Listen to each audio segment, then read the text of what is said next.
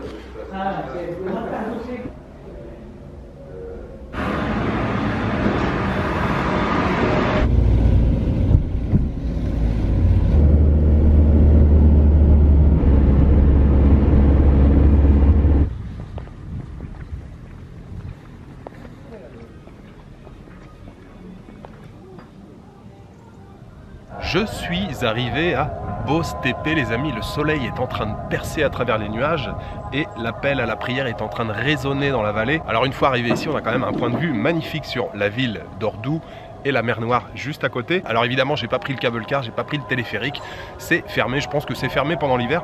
J'ai pris un taxi pour venir, ça a pris quoi, les 10 minutes, j'ai payé 40 liras, ce qui fait à peu près 4 €. Il y a quelques cafés qui sont ouverts, quelques magasins de souvenirs, donc évidemment je me prends un petit thé avec une vue splendide là. C'est vrai que c'est vraiment très joli. Je me pose un petit moment ici, je vais probablement essayer, je dis bien essayer, de redescendre à pied. Il y a quelques petites routes pour rejoindre la ville d'Ordu. Mon taxi lui a pris la route principale qui fait un grand détour, mais oui il y a normalement quelques petits chemins pour rejoindre la ville. Et puis je viens d'étudier un petit peu sur le Lonely Planet. Il y a un ou deux villages un peu plus loin et puis il y a un cap plus loin, le cap Yasson ou cap Jason que j'aimerais explorer, mais c'est quand même assez loin, c'est une quarantaine de kilomètres d'ici. Je ne sais pas s'il y a des dolmouches ou s'il y a des bus pour y aller, mais ça risque d'être le programme pour cette fin d'après-midi. Pour l'instant je profite du rayon de soleil, du thé, de l'appel à la prière et puis surtout du point de vue là sur la ville d'Ordu et la mer Noire.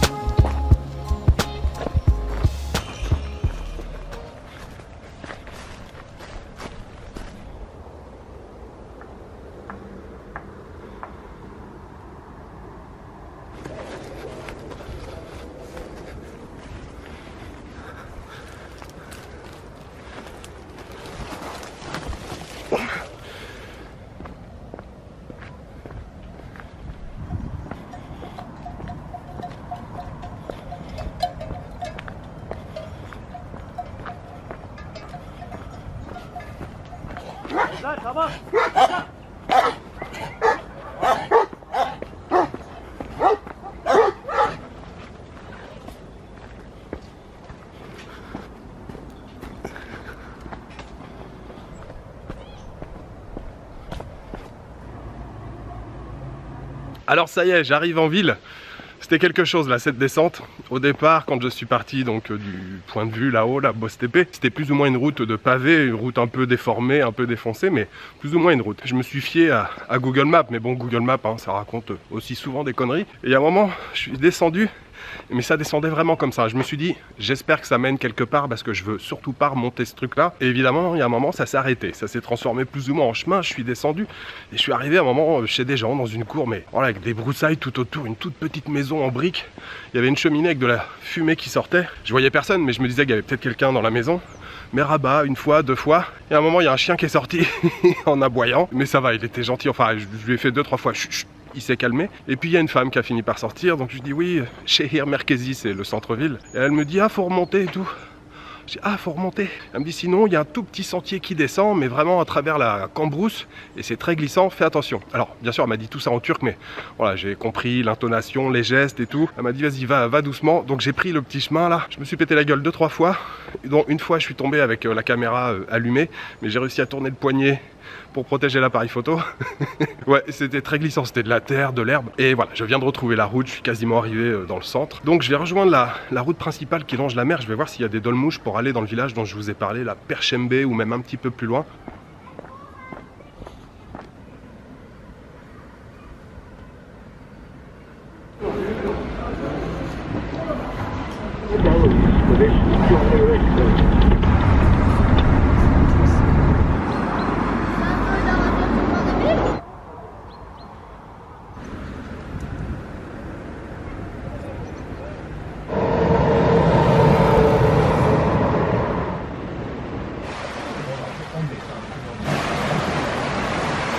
Je suis arrivé dans le petit port de Perşembe.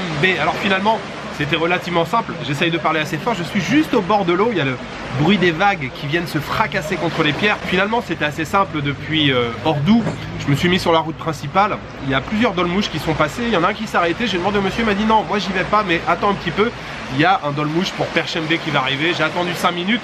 Bon, il était plein, alors j'étais debout au départ, finalement il y a une place qui s'est libérée, je me suis mis assis, et puis je me suis mis à nouveau debout parce qu'il y a une femme qui est arrivée, et ça a pris seulement un quart d'heure.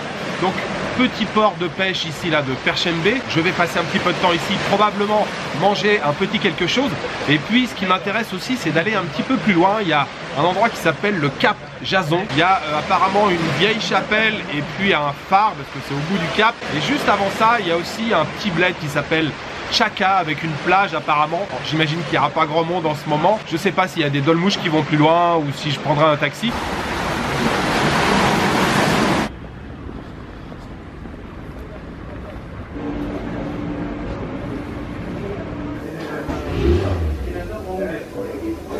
Onu ben götürmem.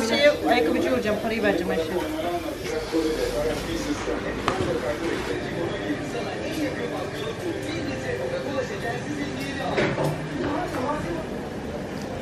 Alttan yukarı kaç tane sıra var?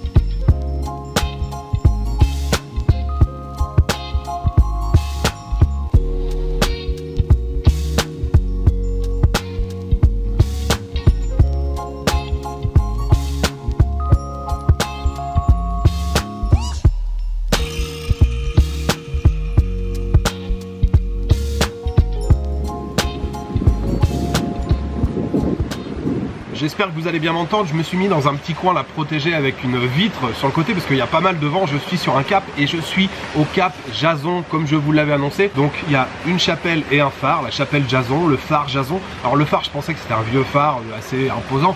En fait non, c'est un tout petit phare, c'est un phare assez moderne. Ça s'appelle le cap Jason ici parce que ça vient de la mythologie grecque. Jason et les Argonautes, apparemment, il serait passé ici, il a fait un petit arrêt, il dit, tiens, je vais me poser ici là sur le cap. Donc c'est pour ça que ça s'appelle le cap Jason. Sinon depuis Tchaka je suis venu à pied ici, il y avait 4,5, 5 km je crois. Bon c'est un peu le désert ici, hein. Il n'y a pas grand chose, il y a 2-3 villages, mais je crois que j'ai croisé plus de chiens errants que d'êtres humains là sur la route. Et sinon depuis Perşembe jusqu'à Tchaka j'ai pris le taxi. Et je vous le dis parce qu'au début du séjour en Turquie vous avez été nombreux à me dire attention les chauffeurs de taxi, des fois ils arnaquent et tout. Je lui dis je voudrais aller à la plage de Tchaka.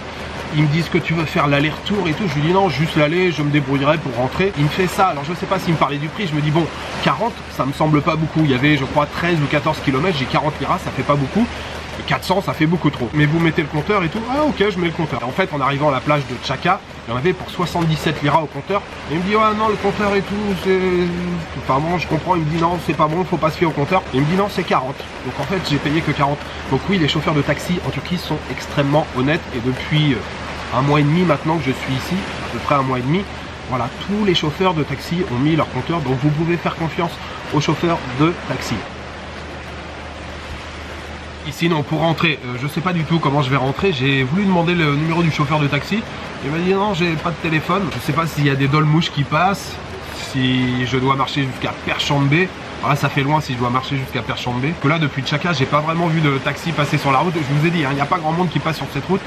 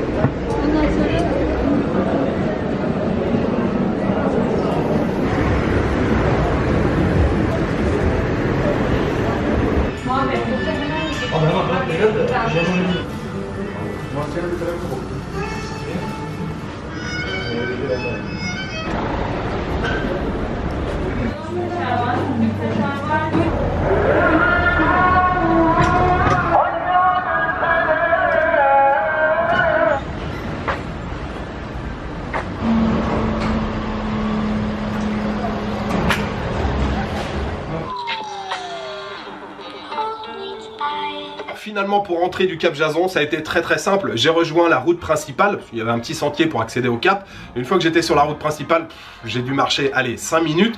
J'entends un véhicule arriver derrière et klaxonner, je me retourne. C'était un dolmouche. J'ai eu le temps de lire écrit sur la pancarte Ourdou, je lui ai fait signe de s'arrêter. Et donc je suis rentré directement du cap Jason jusqu'à Ourdou. Ça a coûté 8 liras, parfait. Il m'a quasiment déposé en plus au pied de l'hôtel. J'ai pas fait de balade particulière ce soir dans le centre d'Ourdou. Je suis allé directement manger, j'ai pris un Iskander ce soir avec une limonata. Ça m'a coûté 29 liras, ce qui fait à peu près 3 €. Et puis pour terminer sur une note un peu plus douce, je me suis dit allez, allons acheter quelques baklava. J'en ai acheté aux noix, j'en ai acheté aux noisettes. Et la pâtisserie dans laquelle je les ai achetées, quand je suis sorti, j'avais pas regardé la vitrine et je vois en vitrine des pâtisseries qui étaient davantage, on va dire, occidentales. Et j'ai vu un petit truc, je me suis dit oh, ça a l'air pas mal. Je me suis pris donc une autre pâtisserie en plus des baklava, un truc au chocolat, ça fait comme un dôme comme ça. Alors la vendeuse, elle a vu que j'étais yabanchi, un étranger, elle m'a dit banana et chocolat. Je vais faire une petite dégustation là maintenant, je crois que ça s'appelle un Malaga. Ça a l'air pas mal du tout. Ici, on a les baklava que j'ai achetés. Ça, je crois que c'est aux noix, ceux-là aux noisettes. Et ici, alors oui, il y a du scotch partout. Et ici, ah ouais, ça a l'air bien quand même. Hein. J'ai pas de petite cuillère, j'ai juste des touilleurs là qui étaient dans la chambre avec le thé pour manger. Ça a l'air pas mal. Il y a d'abord en bas, en première couche, une génoise au chocolat. Après, il y a une crème, il y a des morceaux de banane dedans, carrément des morceaux de banane. Et puis tout autour, il y a un enrobage de chocolat avec des morceaux de noisettes. C'est délicieux, c'est parfait. C'est une tuerie ce truc, vous voyez, on a la partie chocolat ici. Là, on a une espèce de mousse, vous voyez. Elle est juste bien épaisse comme il faut, j'aime bien quand elle est comme ça. Et puis là, on a une banane, vous voyez, carrément un morceau de banane. Je ne m'attendais pas à ce que ça soit aussi délicieux. Une tuerie, vraiment une tuerie cette pâtisserie, la chocolat banane. Il y avait même des noisettes entières. J'ai trouvé 2 noisettes entières là dans la mousse avec la banane. Je l'ai payé 17 liras cette pâtisserie, ça fait à peu près 1,70 €. Et puis les 6 baklavas, j'ai payé 15 liras, ce qui fait à peu près 1,50 €. Cette pâtisserie, je voudrais la dédier aux tipeurs. Je voudrais remercier ce soir Thierry Sodapop et Alexis Le Coffre. Merci à vous deux pour votre soutien. Demain les amis, je quitte Ordu, mais je ne sais pas où je vais encore. J'hésite entre 2 destinations, une qui est toute proche, qui a seulement 1 heure de route d'ici, et puis une autre qui est beaucoup plus loin, à environ 5 heures de route d'ici. Et j'ai regardé la météo, demain il fait beau. Donc je voudrais pas passer toute ma journée dans les transports, surtout s'il fait beau, parce que ça fait quand même là 3 jours que j'ai un temps plus ou moins mitigé. Même si aujourd'hui ça allait à peu près là, ce matin il a fait relativement beau. En fait la destination qui est seulement à 1 heure de route, je me dis que voilà, ça va ressembler un peu à Ordu, alors que celle qui est à 5 heures, évidemment, ça sera probablement un peu différent au niveau des paysages. Je sais pas, il faut encore que je réfléchisse. Bon, c'est comme d'habitude, vous l'avez compris, je prends ma décision souvent au réveil. Voilà, il me reste juste à vous souhaiter une bonne soirée, une bonne nuit, une bonne après-midi. Je vous donne rendez-vous demain pour une nouvelle destination en Turquie. Ciao, good night.